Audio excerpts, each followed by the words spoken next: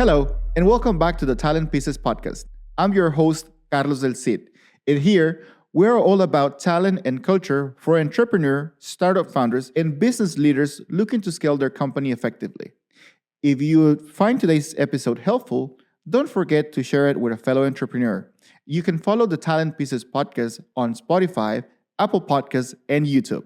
Hope you enjoyed today's episode. Hello, everyone, and welcome to another episode of the Talent Pieces podcast. Today, I have the pleasure to have Juli St George from the Perfect Property Real Estate team joining us.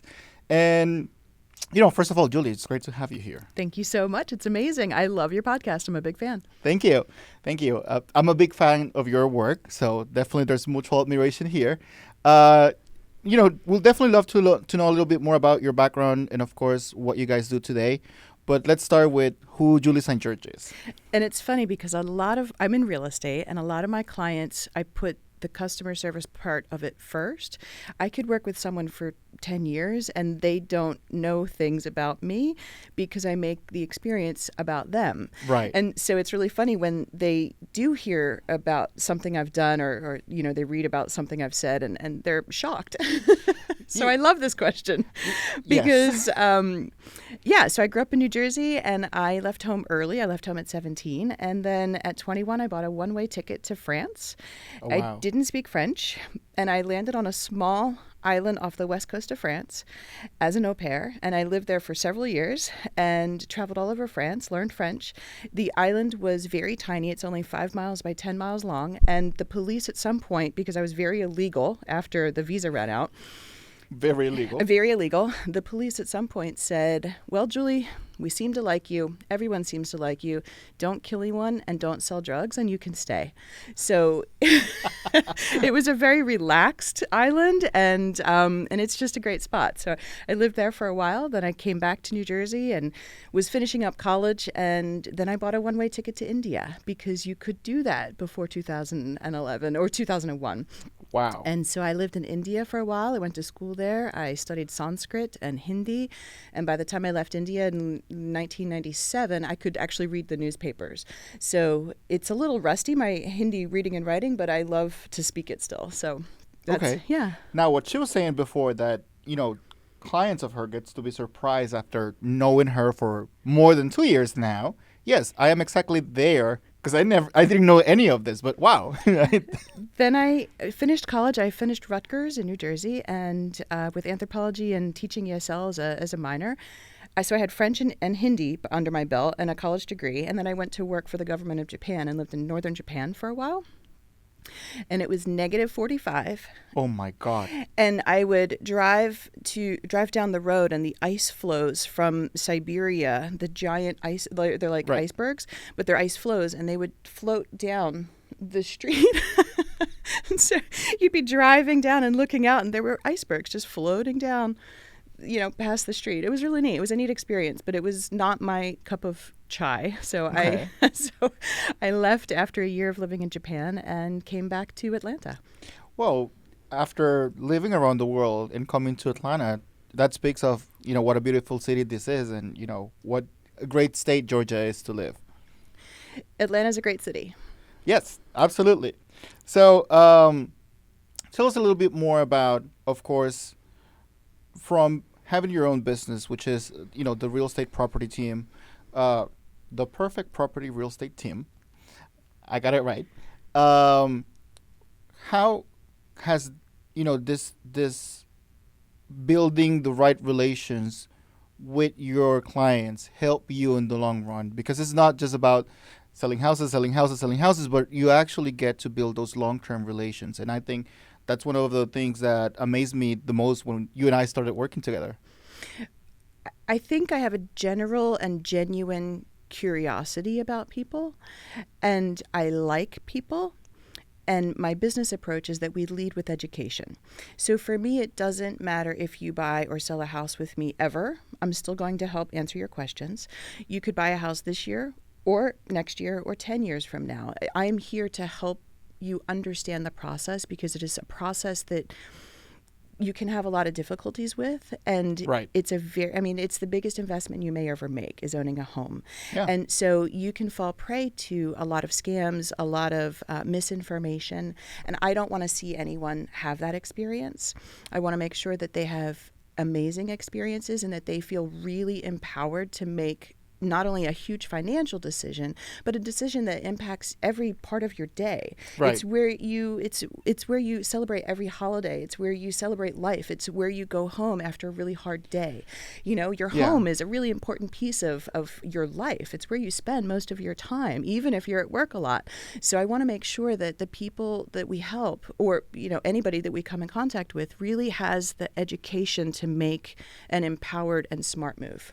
And what I love about what you're saying is not just people that you get the house to, but you come in contact with. Mm-hmm. And sometimes as business owners, we miss that part. We miss that long-term relation, long-term opportunity to get to talk to people, especially in the sales market. And if you're doing any sales, and I do feel that in a way real estate is very sales-driven, but how you get to actually take the time, get to know people, get to provide information. And you're not just, okay, it didn't convert, bye-bye. Like, you don't have my time anymore.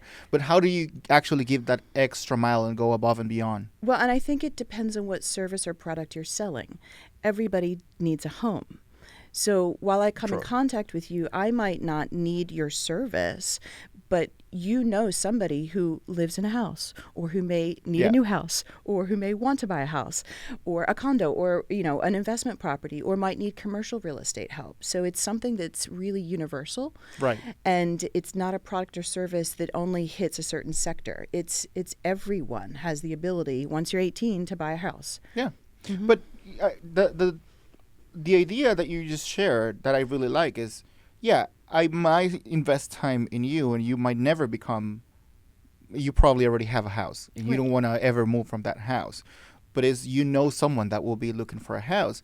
Yeah. In a way, that's the reality for a lot of other services, a lot of other industries. They might not be the service that you are looking for, but you might know someone that will be a fit. And if you don't nurture that relation, it'll be very hard, to actually get a return from that. So how is that, building relations for you, and how do you nurture them so good, in my opinion? Like, Oh, well, thank you. That's a compliment. I think that not everyone has a superpower of being a connector. right. And I think as a small business owner, you need a little bit of that superpower to be a connector for not only your clients, but for everyone, right? And so how can I help is really my mantra. How can I help? If you need help, I might know who I can fit into the puzzle, the missing piece of the puzzle. You see that? You see what she did there? I might be able to help facilitate a connection for somebody. And it's a genuine tight lockbox of information in here, and it's always wondering how I can weave those threads together and who I can help make a complete puzzle for somebody. Right. And I think it's something that I've seen a lot in Atlanta, something that I've seen a lot in the entrepreneurship community, in the startup community. Mm-hmm. It's the how can I help approach. And sometimes we diminish, right, how helping others can in return help us scale, learn, connect. But I think that's also very valuable, especially if you're a business owner. I get satisfaction from helping people, and I get satisfaction from making those long-term connections, and it's just natural for me to want to keep those up. It's very rare that I meet someone that that I don't have some sort of lasting something with. Even if it's a couple years later, I might call them and say, oh, I remember so-and-so the last time we talked. They're like, Julie, it's 3 years. Why are you calling me? But I think people in general want to be remembered. Yes. And they want to feel special. And if you make your clients feel special, they won't forget about you. And I genuinely like to give that to people. And I think sometimes, look, given that making a client feel special can also be a process. Mm-hmm. And there's nothing bad with it, because it is still as authentic, it is still as genuine, but it's how do I make sure I remember a person from 3 years ago, Mm-hmm.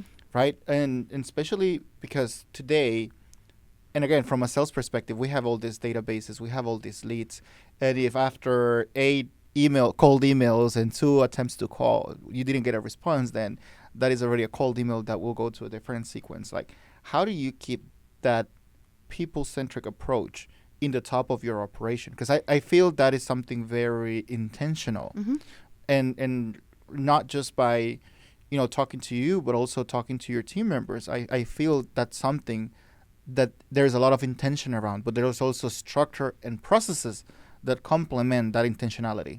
Yes, my team thinks that I'm crazy because I have You these. wouldn't be a CEO if you're not crazy. They know that I have these harebrained ideas, and I love to execute something that will surprise and delight.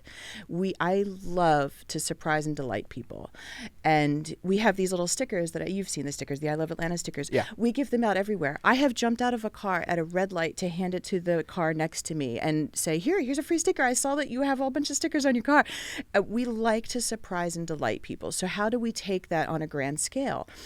How do you manage doing mass mailings or having Right. we had a Diwali party in November. How do you manage having 300 people at the house? And it's something that I love to do because I get to talk to these people and see them and interact with them and connect people. I have clients that I have married.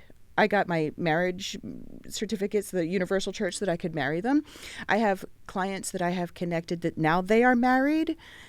I took client A and client B, and now they are married and buy houses together. I like to make that connection, and then I like to foster it through surprise and delight across time. Whether it's coming up with hose bib covers or stickers or presents that you can send on happy anniversaries, or somebody will say that their anniversary weekend is coming up and I'll mark it in my calendar, and every year I'll send them a text. Attention to details. Yeah, attention to details, and it's just making sure that you are approaching it with genuine curiosity, genuine like for the person or love for the person, and just making them feel good, making them feel special. I'll tell you a fun story about the stickers. One time I saw like ATL. I think it's I Love ATL. Uh-huh. I saw it in a random traffic. I saw a car. I was like, cool. That looks like a cool sticker. Then for my birthday, I got one, and I was like, oh, this is where they come from. So the fact that I saw your stickers even before I got one tells about the hustle and the work of, putting it out there. Like, Thank you for letting me invade your brain space. I love that I have free rent in a little portion of your brain.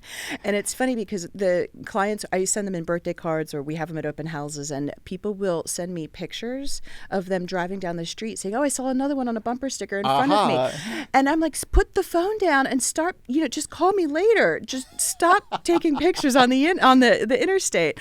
But yeah, you'll see them all over the place. Now that you know about them, you'll see them.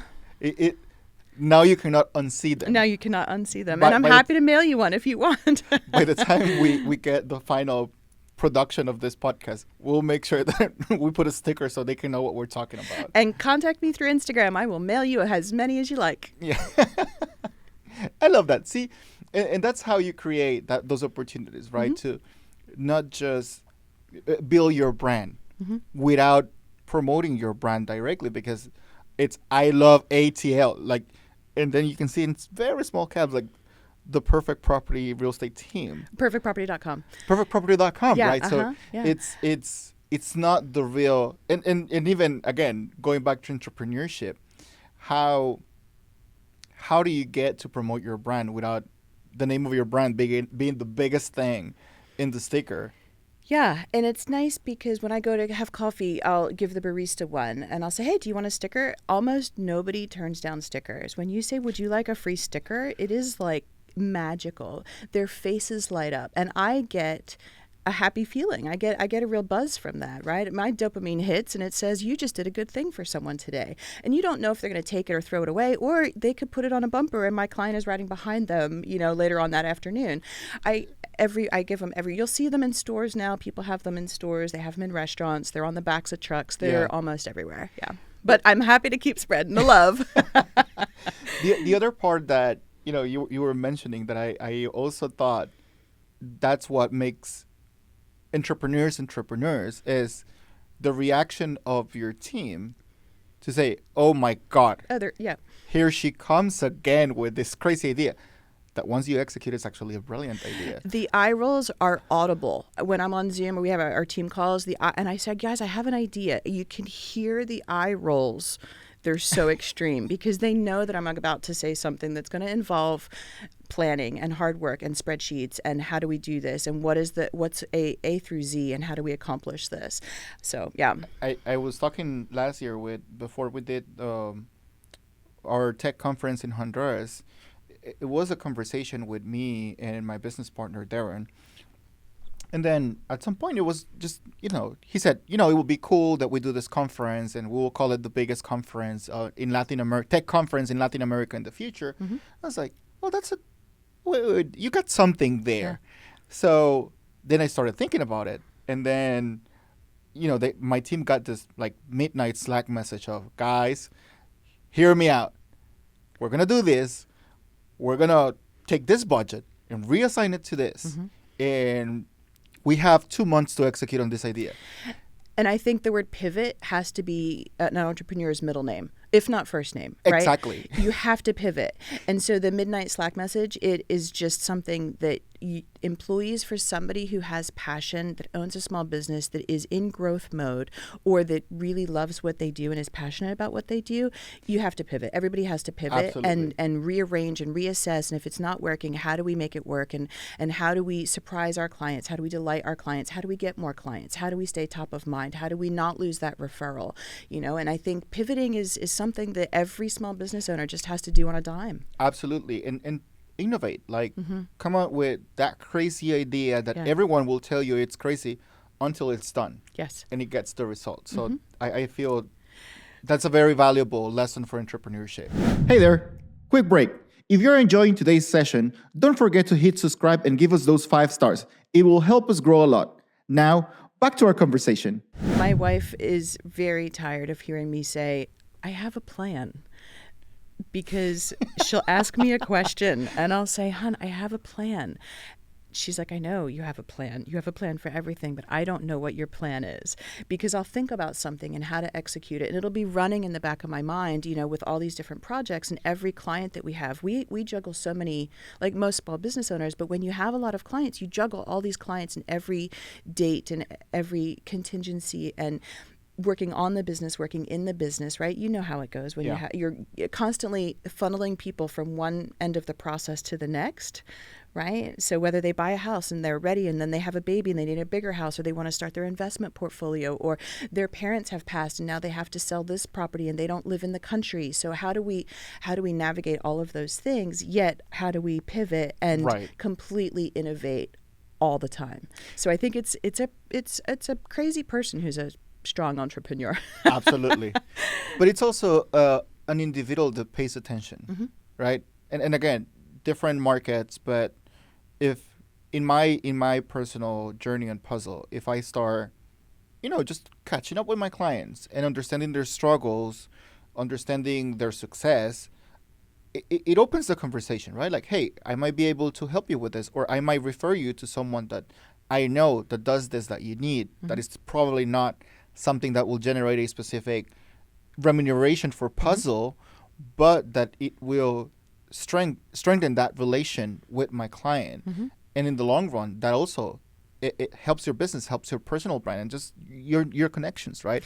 And I think being a connector is part of it. If you're a natural connector, you can't turn it off.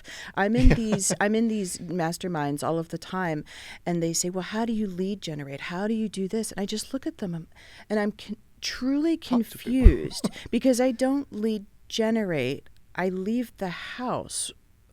Like, there is no turning it off. There is no lead generation from 2 until 4. I might have specific tasks that I might need to time block for, but I don't turn off.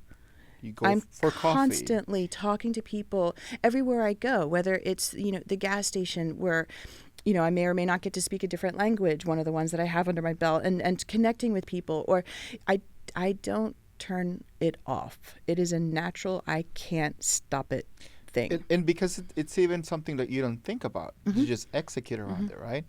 Now, I I love that because it is how you actually, you don't lead generate, you create connections, and then it will come in return. You will get referrals. You will get Exactly. like it by focusing on the details. Because even like how we got connected, you were not lead generating. You didn't got me on the list of, oh, you just ran your credit for a property. Right. Let me make you a recommendation. It was not like that. It was one of my clients, and David, what a great guy. Hopefully, I will have him soon in the podcast too. But David was like, look no further. I found Juli St George, and she's great. And I don't like anyone. I don't do recommendations lightly. Talk to her. Let me send the message right now. I was like, we're in the middle of sprint planning for the next development phase. And he got so passionate and strong about that recommendation. I was like, I gotta talk to her. Like, wow. We have super fans. Yes, absolutely. And I love my super fans. And we love all of our clients. I mean, honestly, we really do truly love and like all these people that we work with, and we get to work with them. Right. It is a privilege to be able to help people make such a big decision. But we have super fans, and Absolutely. we love them. But the super fans are your result. It's a result. It's not a natural result. It's a very conscious effort of, I've earned your business, I've earned your trust, and that's why you're referring. I don't have to ask you for referrals. They will come organically. We have super fans that have never bought or sold or exchanged any kind of monetary business with us that are top of the chain super fans. Wow. Now that's very interesting. Yeah. They haven't had a real estate need, but they see the value in recommending somebody who cares and who knows the business and who is really genuinely very trained and very good at what they do. And so they recommend, the people on my team and myself. We're really lucky. Absolutely. Now, because the focus on the podcast is always about entrepreneurship, but also finding the right talent, how has building the right team play a role in your success? And what have you learned about finding and nurturing great talent along the way? I think that there's a lot of formulas out there for hiring people. I think as long as you know what role you need to fill, and if you know that person really wakes up and genuinely wants to do a good job, if they have the skill set that you want, or if they don't and you think you can train it into them because there's a desire there, right, or if they genuinely want to do a good job, I find that you will find the people that you need. Now you have to hire, you have to spread a net, to catch the best fish. Right. But you also, I've never had a problem finding great people. I think that if you talk to people and if you have these conversations, you want to genuinely connect with people. If you know and you're very clear about what role needs to be filled, you can find that person. Now, despite of the role that you're filling, what will you say are the common factors that your team share in common? Is there anything that you have identified? Well, I am very comfortable with my team because they all do ABC. I think flexibility is probably one of the biggest things that I look for. I am not a rigid person in terms of time or in terms of execution. I let the person doing the job tell me the best way to accomplish that task. I feel really good leveraging things that I'm not good at. Now, if there's something that I'm in charge of and I need help, then certainly I bring in, minds to help me. But I really do want the person that is in the role to come up with bigger and better ways to do what they think they should be doing for the company, not what I think they should be doing for the company. So allowing that person to have the flexibility, not only to work what hours they need to work, to take family first. That's one of our, internally, that's one of the main focuses for my company is family first. You take care of what you need to take care of, and if you need help, we'll be there to help you. We're a small team. We're only 3 people, but we also have, 3.5. We have a part-time person outside of the country. But we're a small team, but we're mighty. And I give them enough leverage and fluidity, and as long as the work is done better than I could have done it, or if you need my help and we can get it together done properly and better, then great, let's do it. Let's just wake up and get let's wake up and get shit done. Yeah, absolutely. We want to do good business. We have a saying on our team, be the better agent, because you come up against agents who may not know the forms as well as you, or may not know some of the tricks and tips that we know are going to be really beneficial for our clients. Right. And so we always say, take a deep breath and be the better agent. Yeah. So, and sometimes that takes a lot of resilience. That takes a lot of patience and even emotional energy, right? Because you have to be there, you have to be approachable, you have to pay attention. And sometimes we feel it comes natural, but even if it comes natural, it's still exhausting. Like it still requires a lot of effort.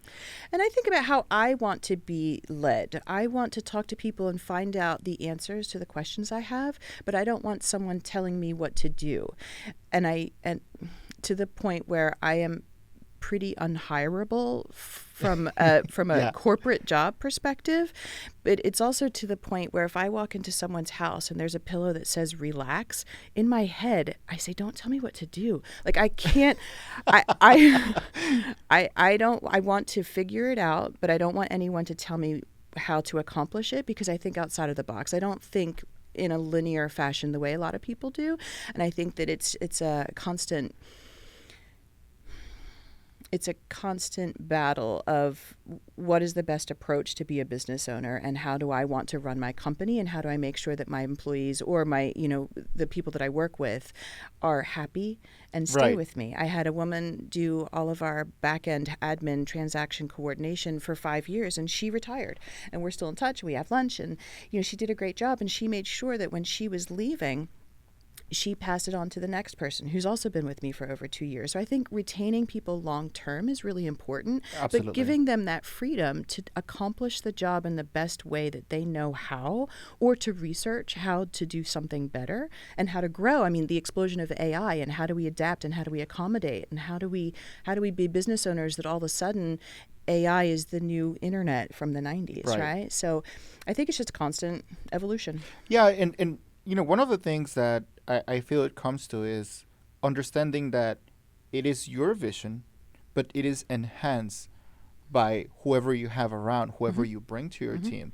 And that's what I've always thought on the puzzle side is, yes, it's Carlos' idea, it's Carlos' vision that has been enhanced by everyone that holds a leadership role within my organization, because they are better recruiters, they are better salespersons, they understand better how to run the operation.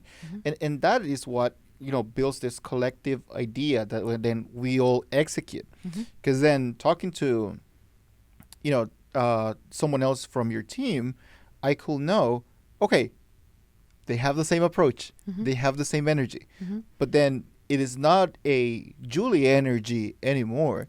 It's the perfect property real estate team energy now, because then you all build this together where we all execute in the same manner. And I think that's something hard to achieve, but it absolutely helps your business once you figure it out. Well, thank you for saying that. That's a really nice thing to be known for, that I have built something that is palatable even when you have very limited interactions with other people from my team. It's nice that you see that cohesion. It does take a long time to get there. I've been in real estate for about 10 years, but I've only ever had my own company. I started my first business when I was 25. So serial entrepreneur, again, like with the eye roll. It's a lifestyle, and I think building a team with people who are as passionate about something as you are is really the key. They have to be as crazy as you are so they can follow you. They have to be entrepreneurs, crazy in their own way, right? Yes. Like I want my admin person to be absolutely on top of admin tasks, because it's not a genetic piece of information that is in my brain. Yeah. I don't have that. I don't have it in my brain. I need to hire for that to be successful. And they have the level of ownership that they'll be taking care of it the same way you would have. Or better. Or better. Better. Okay.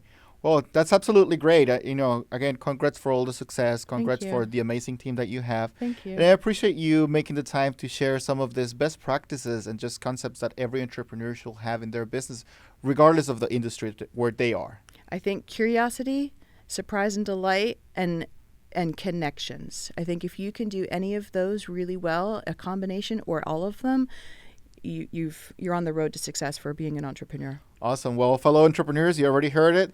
Let's get out of our home office. Let's get out from our offices and let's start building connections. Yeah. Julie, thank you very much for being here today. Thank you.